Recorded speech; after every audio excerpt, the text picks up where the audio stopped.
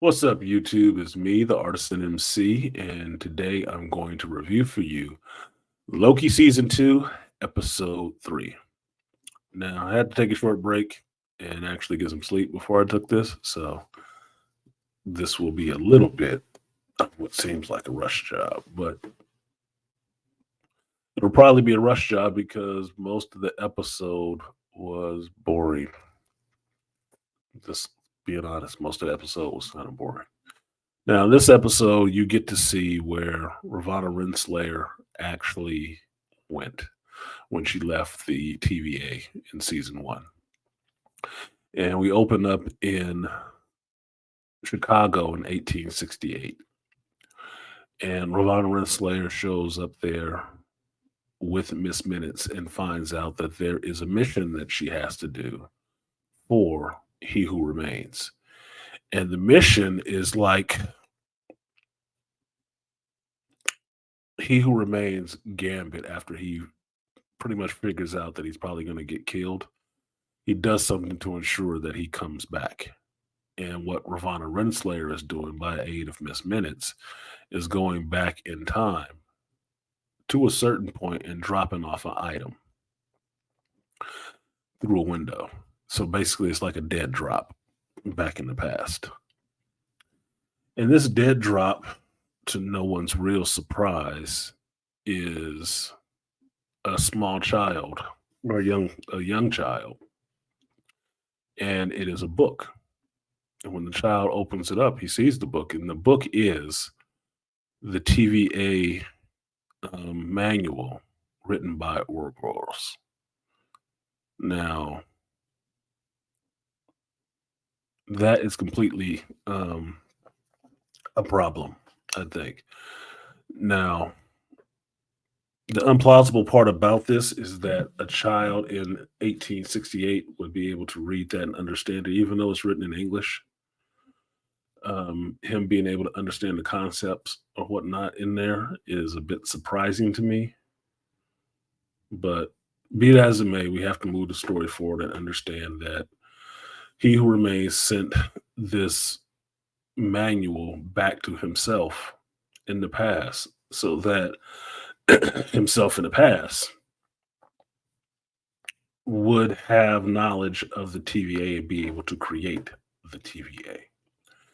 Now, after Ravonna Renslayer drops off this manual, she goes ahead and she goes forward in time about 25 years and ends up at a World's Fair, in a sense, in Chicago. And at that World's Fair, we are introduced to Jonathan Major's character of Victor Timely. Now, I will say this. The standout for this episode, the thing I was most transfixed by while I was watching this episode, was Jonathan Major's performance as Victor Timely. And in true Major's format, he gave me a completely different performance of a character that we have already seen, with a face we've already seen. And he gave a completely different, nuanced performance of this character. Now, despite the legal stuff, we all know how I feel about the legal stuff with Jonathan Majors. I think most of it is bullshit. And I can't believe they drug it out this long.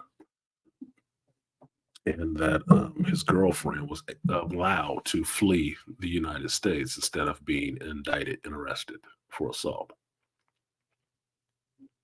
Convenient. But beyond that, Jonathan Majors' acting prowess is not lost on me. I think that dude is a really mesmerizing actor. I really do.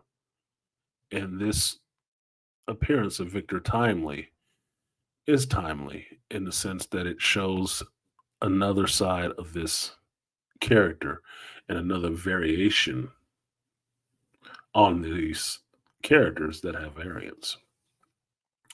Now, Victor Timely is showing off one of his inventions at this fair, and people are really ragging on him and everything else. And you have Ravonna showing up in costume this time, and you also have Loki and excuse me, You also have Loki and Mobius showing up here. Now, they showed up into 1868, tracking Ravana's temp pad, but she's already gone. They can't find out what she was doing there. They have no real clue, so they track it to the next spot, and that's how they end up here 25 years later, which I think is like I forget what the year was on that one. Sorry, just awake. But be that as it may, they are here, and Mobius does get a chance to see Ravana in the crowd, but they both also get a chance to see Victor Timely. And when they see Victor Timely, Loki tells um, Mobius that that is he who remains. That's him. And Mobius isn't really that impressed with Victor Timely how he looks, but you see the fear in Loki's face that no, that's the guy. That is him. Now, this is the part I didn't believe too much because although Tom Hiddleston is a great actor as well, um, I didn't get that sense of real fear of Kang back in season one. I didn't get that Loki had that real fear of him. Problem, yes, but I didn't think he was operating out of fear. Get that at all. Now, from here, you get to see that what the invention that Victor Timely has brought to this fair is a miniature version of the temporal loom. That reading Ouroboros's notes, he has made his own version in this technology of a temporal loom and demonstrates it for people. Now, I don't know how this would actually work because he'd have to I think he would have to invent a lot of technology to be able to make something like this work. But I'm just going with it because it's look, we talk about mythical characters already, if not mythical, fictional characters already. So I'm just going with it at this point. Um, Enjoying Major's performance, but overall, I'm just watching it. And we find out that Victor Timely, although he was able to make this miniature temporal loom, making him like kind of like a Tony Stark in a way, um, is kind of a shyster. He sells people stuff that doesn't work sometimes, or just really Urkel-like contraptions that okay may have a use, but it's not working, and he's just trying to get out of there with his little money or whatnot. And you have Miss Minutes um, coaching Ravana on what she needs to do with Victor Timely and what needs to happen. But you also have Loki and Mobius chasing after Victor Timely because they need him to come back to TVA so he can use his temporal image to stop to get through the blast doors and stuff. Why that would work just because it is a Victor Timely or a Kang variant, why his temporal image would be the same is a wonder to me. I don't think it would be the same. Yeah, it might be similar to the same person, but he's come from a different place in time, so it might not be the same. But be that as it may, they playing fast and loose with this, so I'm letting them get they speed pitches off. And you get into a whole story with Ravana, Victor Timely, and Loki having a bit of a back and forth on learning about Victor Timely, seeing Ravana kind of becoming attracted to him. Miss Minutes in the mix, trying to get Victor Timely to become the Kang that he should, and her wanting something from him as well, finding out he created her. And then Sylvie thrown into the mix as well, which basically this whole part, and for most of this episode, if you watch the watch and review that I did on Patreon, I was falling asleep. It was late. It was late, to be honest. It was late, but it was slow. It was meandering, and I was getting bored as shit. And kept looking at how long is this episode taking? How long is this fucking episode? It felt like the longest episode they did. And it's not a fault against Jonathan Majors acting or anything like that. It just felt like a long ass episode. Now, maybe I was just tired because it was late. I don't know. But that's what it felt like. I looked like 3 times. I was looking at how much time is left on this episode. How much time is left on this episode? Because it just felt like it was just going on forever. Like, yeah, this is all well and good. You have to establish that there ends up being a little bit of a connection with Victor Timely and Ravonna Renslayer, so you could have the whole comic book tie-in that they were kind of involved with each other. You also have to have this whole part though with Miss Minutes kind of being in love with Kang and wanting to have her own body. Like what ex machina bullshit is this? Oh god. So she's kind of in love with him. You have Loki trying to keep or get him away from Ravonna Renslayer to take him back to the TVA, even though Ravonna wants to take him to the TVA too, just for different reasons. Like, an impending clock is running at the TVA, and we need you to come right now. Why, if you can time travel, that's the issue. I don't know, but that's what's happening. All right. And then you get the introduction of Sylvie showing up, like the end all be all, wanting to kill this variant of Kang. Now, the shit with Sylvie showing up was irritating the shit out of me. They're making her like she's the biggest bad there's around. Nobody can do nothing to her. She's just a badass for no reason at all. And half the time she looks like she's not even in costume. She just showed up from her house onto the set, did her lines, and then bounced out.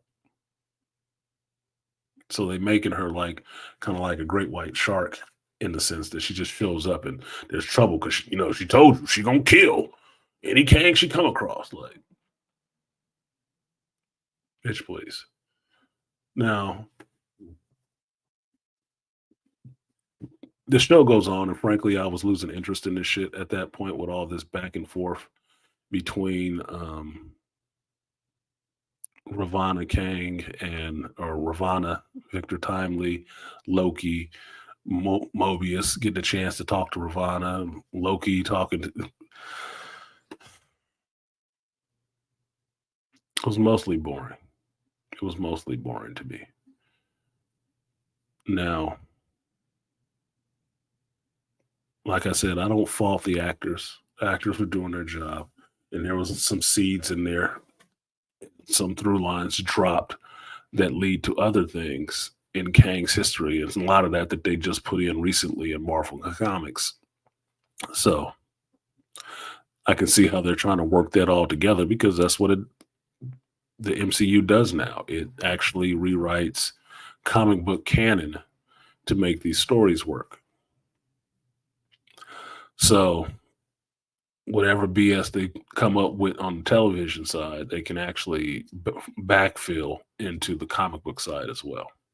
The comic book side actually helps them a little bit with the rewrite.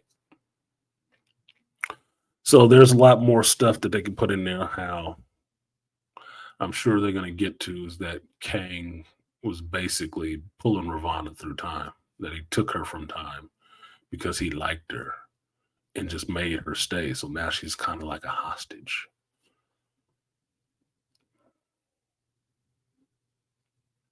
So I'm not into that. I'm not into seeing that story played out on live action. But what the hell ever do this?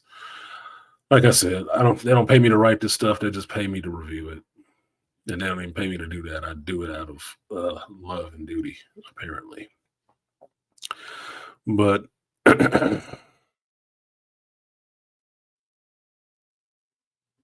in time you get to the end of the episode, you get